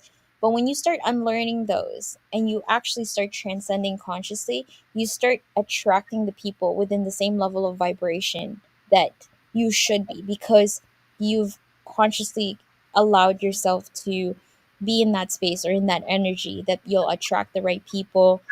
People come to me, they talk to me about investments, about funding, and to the point that I have a lot of people in my Rolodex right now doing developments all over the world. And I'm like, what am I supposed to do with these groups of people, especially with the money that I have on the back end as well? Like, how do I put this all together? So now that's the perspective that I have, because I'm in like such an abundant mode. So it drives me to solve a bigger problem. I love it. I love it. I love it. So, what would you say, really separates you from other investors? I would say I love telling my story in social media. I like to involve people in the process, even in my personal life in social media, the things that I like, and utilizing social media as a form of art in the process of actually doing what I love. And I've been using Instagram since I was like in high school, and it's been a catalog for me of history of things that I've done, things that I've experienced, and sharing that sharing that process with my community in an authentic way, especially the transition that I'm going through, which is really difficult to make people catch up, because I'm sure you can imagine, from real estate to mindset coaching, building out the mindset coaching space, but still being involved in some kind of investment space, the people that know me, they could see pieces of it, right? Hmm. And I love that, because I create this genuine connection within my community where they feel like they're a part of that growth. And somehow, one of my goals is really continuously creating spaces for conscious leaders to transcend and challenge themselves and see themselves beyond what they're doing, see themselves beyond what their kind of their vision, and say like, I'm whatever that's in front of me is only an illusion. It's the matter of what my heart is taking me. And my mission statement is to really show people that they are far greater than what they see. Don't just go for the quick money. Don't go for the quick money, because the quick money is going to get you working for a long time. Like, Yes. I encourage women out there, like, if you're gonna do a candle business, that's gonna get you working for a very long time, girl.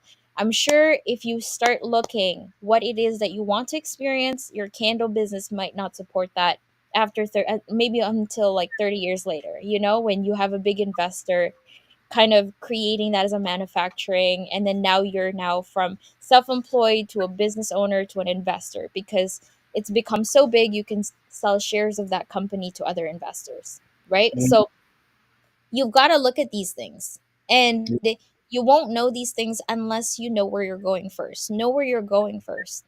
See and visualize what you see yourself doing in your most ideal day, in your most ideal situation, and be that person today.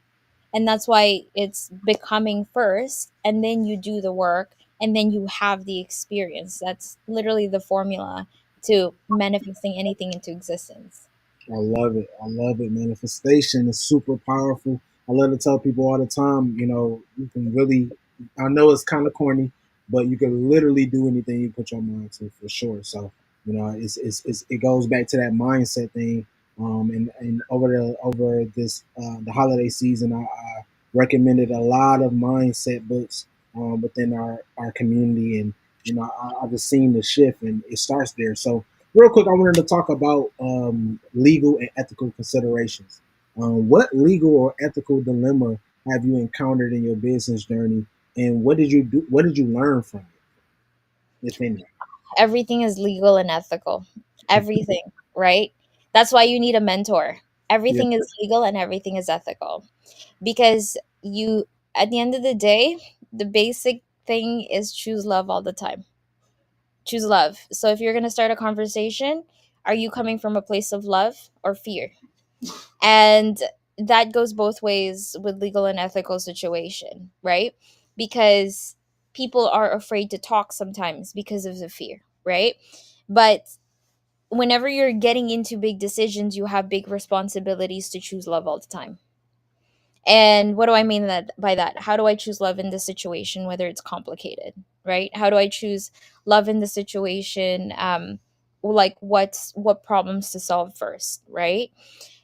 A lot of these things, this is where you have to talk to someone that you can trust and that can aid that perspective and help you choose what conscious transcendence mean in that situation. So it's really, there's so many different cases, but I just want to say that overall, because at the end of the day, all concepts that we're experiencing are neutral. It is our energy output to it that creates the karma. Okay? All experience are neutral. We create the story based on our even emotional wounds.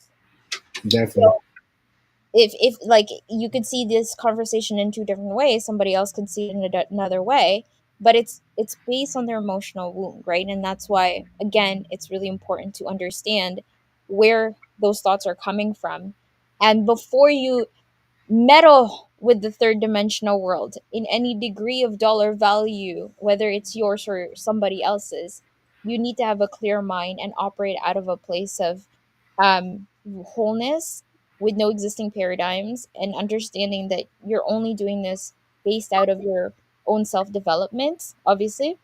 And then from there, all the good will follow, right? Because a lot of people usually build of, this is what I have, therefore this is what I'm going to do. And then what happens if this doesn't work out? That's where legal and ethical moral comes in shaky, because they started from here as opposed to starting from, what can I do best for myself and how do I impact people and understand that abundance will flow after. It's such a powerful way to think. definitely. I agree. I agree for sure. So, how has your mindset evolved as a leader, and what practices do you incorporate to maintain a positive entrepreneur spirit? Meditation. I love it. Meditation, like literally meditation, sitting down in a quiet place, quiet, understanding the power of your mind and understanding that your thoughts passes by. I don't know if you know this, but memory, we only really remember 50% of it after an hour. And so if you can imagine people that argue over the past, what are they really arguing? Based out of a 50% fact that they forgot, right? And so the only reality is the present moment. and every moment you get the chance to choose love, right? So that's the mindset that everybody needs to go into things. Okay, it is like the emotions that we have based on the story is really us creating the story of what we think that it is. It's not necessarily what we're experiencing. It's Yes. just telling it ourselves because somebody the other person has a different story too. So what's the truth? On top of that, 50% of that is lost memory too. So, how do you develop mindset for something that's so impermanent? You focus on what's permanent, which is the present moment. How are you feeling right now, Delanio? Right now that we have this conversation, how are you feeling with this our business? How are you feeling with our investment? What can we do to change how you feel? And we can put love into it. That's Yes. it. I That's it. love that. Because I love if you can look at another person dead in the face, dead in the eyes and say, "How can we put love? How can we solve this with love?" Imagine how many relationships you can save. Not that. just business partnerships, but Yes. parent-kid relationship. How do we solve this with love? Ask like that needs to be a theme of a question in Yeah. every topic of conversation. I love that. I'm actually sending this to a few of my family members too. But I love that. I think it's super important. And I actually that's actually a confirmation. I actually read that in one of the mindset books that I've read over the holidays, and it actually touched on really focusing on the present time and not focusing on the past or the future. Hmm. And most of the time, especially as an entrepreneur, that's all we can really think about is the future. And sometimes the past, a lot of times we think about, man, I really messed up that money. I really, and speaking from me personally, it's a lot of times, even what you said earlier, if I knew what I knew now, I would be in, a better position. But, at the end of the day, we can't continue on dwelling on that. We got to dwell on the now, where we are now, and and not even dwell on the future, which when I first read it, I'm like, that don't even make sense. But you know once I really started to think about it, it really do. And even with the meditating thing, just to be quite honest, to be very honest with you, I just thought it was some bullshit. I've been hearing a lot of people talk about meditation for a long time. And I just like, I just never seen, I just thought it was some BS. But when I actually did it, it was like a whole new world opened up, and it was something that even now I'm still practicing on, trying to do it a lot more. But I can definitely vouch for meditation from my own personal experience. And this is from somebody that really didn't believe in meditation, to be honest with you. Just coming from where I come from, it's all about doing, putting in the work, bootstrapping your boots up. But sometimes you really do have to really realize where you at in the present time, and what do you want? What do you want to put out in the universe, and what do you want to get back from the universe as well? So I definitely love that. One more question.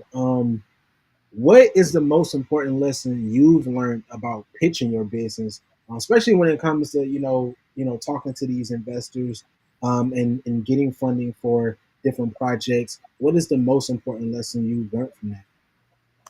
Um, Feel the energy in the room, and that's requires practicing in the presentness, and you can only do that through meditation, right? Because like m- I want to highlight this, our heart is our biggest navigator, and it actually tells us, like, that's our intuition, right? It tells us where we're going. But how often do people actually listen to their heart throughout the day? You don't really hear your heartbeat, right? But when you're meditating, you're hearing your heartbeat because you're being present. And that the more you do that, it creates the awareness of exactly the direction of where you're going, even to the smallest decision of which fruits you're going to grab from the grocery store, right? Because we have that discernment, we have that power within us, but we just get lost in our own thoughts. We get lost of what the story of what happened where we were. We get lost in our own dreams, and we lose our superpowers of what we can accomplish in the present moment, right? Definitely. To go back your question, could you ask that again? So, basically, what is the most important lesson you've learned about pitching your business effectively? Pitching the business. Hmm. Okay. Yeah. So being present within an energy, right? And knowing that, like, you're solving their problem. Most people, there are actually people out there who are, that the problem is that they have money that they need to deploy. Okay. Right. So again, there's mindset work on your end for you to be, to feel good and be able to raise that money, because a lot of people have money blocks and they feel iffy about talking to people about money. Sometimes money is such a taboo discussion, like asking people their income. Some people are like, why would you ask me that? You know what I mean? So there's a lot of mindset. I would say, first things first, again, work on your mindset. If you don't have a mentor or it's not accessible to you, reach out to me. I'll be happy to do a quick one-on-one with you, just to get you re-engaged so that you can actually listen to your intuition, because your higher self is your biggest mentor that'll take you to, like, how to raise that capital from that investor, right? That's the biggest thing that I would say that you need to understand is work on your discernment, because everybody has money. There are a lot more money in this world than there are who knows what to do with it. Mm, You cannot just accept money from everybody else as well. You also don't want to just work with somebody who has the money just because they have it. There's so much nuances that goes with it, and yeah. the only way you'll get the truest answer is that if you truly meditate on it and you work with a coach to walk through that thought process that you have, because there's a lot of discernment that comes with capital raising, for your business, Yes. and who you're going into bed with money with, because a lot of people, that if that's all they've got, right, and then you take their money, right, and the business doesn't pan out, that's a very stressful situation for you guys, Yes. right? Work with people who are in the abundant side. Work with people who are not afraid for the delay, who's not afraid, like, just say, look, there's risks in what we're doing, right? And just be upfront with it, so that there's no huge expectations, right? Obviously, we all want to go into everything with ambition, but there's that legal part of things. Just say, hey, look, we are both consciously making this decision that we're getting into this partnership, or you're getting into this investment, right? Yes. Because without that clarity, both sides having the right mindset, you're creating a formula that's, again, built on sand as opposed to built on a solid rock. I love it. I love it. You know what? I love when we have these sessions and we have these discussions, and a lot of the things that I've been talking about over the years come full circle, because it's always important to hear it come out somebody else's mouth, and not just mine. And it also, it's also confirmation for myself as well, that I'm moving down the right path and I'm moving on the right vibration. Because I always talk, this is something I always tell our members and potential clients. If it's all about creating, building that love and respect first. Because if you get into anything without that love and respect, then you start running into problems. You start running into trust problems. If anything goes wrong, then you kind of burn those bridges Where's without. the love? Where's the Yeah, love? you gotta have that love involved, and especially Yeah. when money's involved. So it's definitely a great confirmation. This is definitely super powerful, and I'm glad we got a chance to really connect. I'm definitely looking forward to doing more, and putting together more projects and building with you more in the near future. I got a bunch of people that I definitely want to connect you with, and hopefully vice versa. But I appreciate you for just taking your time to, come and have this conversation, because we need to put this out there in the world a lot more, instead of just, make money, make money, make money, like all these other so-called gurus and all of that. It's really Not going about into the love. money.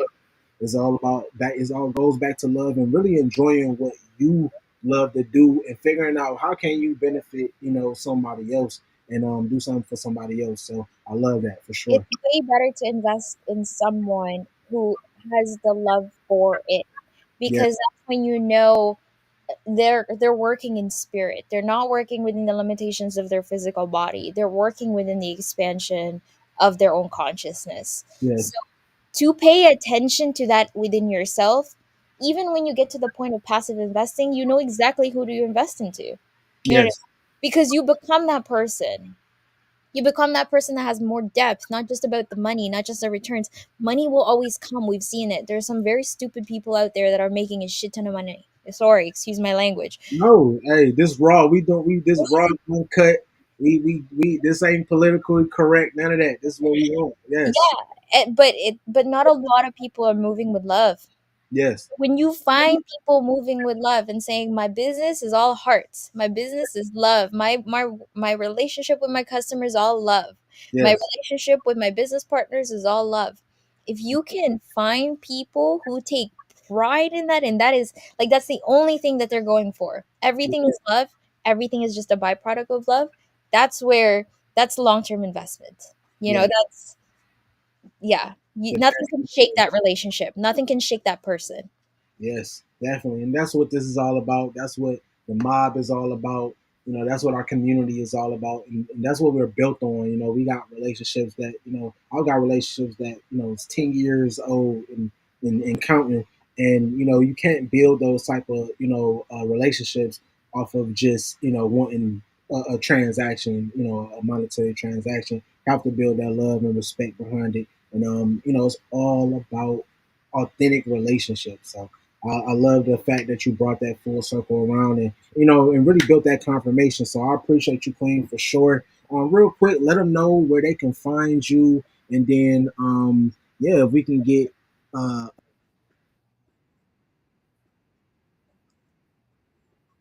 Yeah, so you guys can follow me on Instagram. I have it right here. And then you can also join my Telegram channel. And in a couple weeks, I'm going to be publishing my book, and I'm actually going to publish it for free because I believe that books should be for free.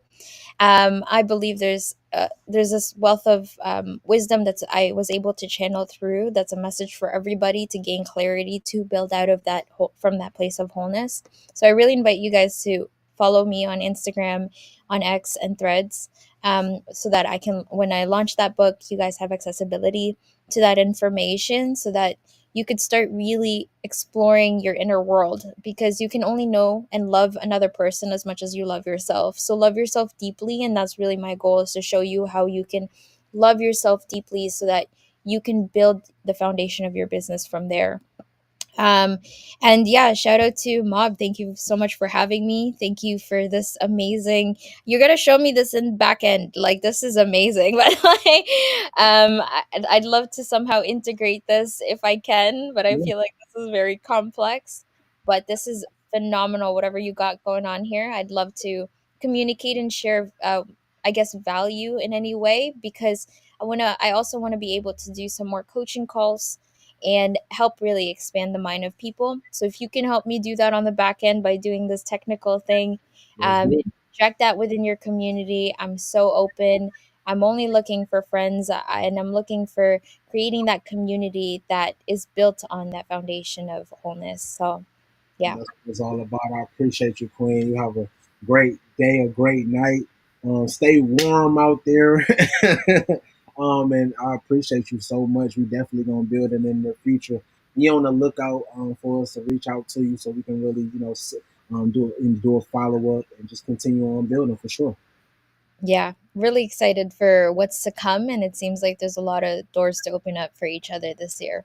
Let's do it. Let's do it. Let's do it. I'll talk to you shortly. Okay, bye for now. Yes, sir. Yes, sir. I appreciate all of you guys who've been, tapping in with us every single week. Every single week is super powerful, man. It's just, something about these vibrations that we're on right now that's just super powerful. I just love what we're doing.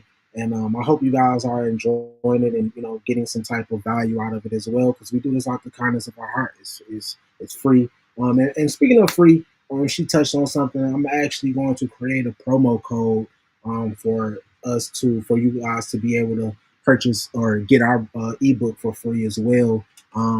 It's about that time. I think it's I think it's all about just giving as much value as we can, and it's an ebook. Why not? Why not? So I'm actually post that promo code in our Instagram group, so make sure you guys join our Instagram group or subscribe to our website. We're going to be sending that code out so you guys can get entrepreneurship unleashed for free, because we want to make sure that you guys are getting all the value that you can get. Real quick, I want to leave you guys with assignment. I really want to, since we're in the first month of the year, of course, this is module one, introduction of entrepreneurship. So I want to make sure you guys have a clear vision of what you want to accomplish this year. So the assignment is to create a vision board. We're going to do a vision board challenge where you're going to create a digital or physical vision board representing your goals as an entrepreneur. I want you guys to include visuals that inspire you and reflect on your business aspirations. And then, share it with the group. And maybe next week we'll showcase some of those vision boards and discuss some of those things on there. But I'm going to leave you guys with that challenge. I really want you guys to knock out this vision board challenge. And maybe we'll give out some prizes for those who actually get them done and is able to go through them as well.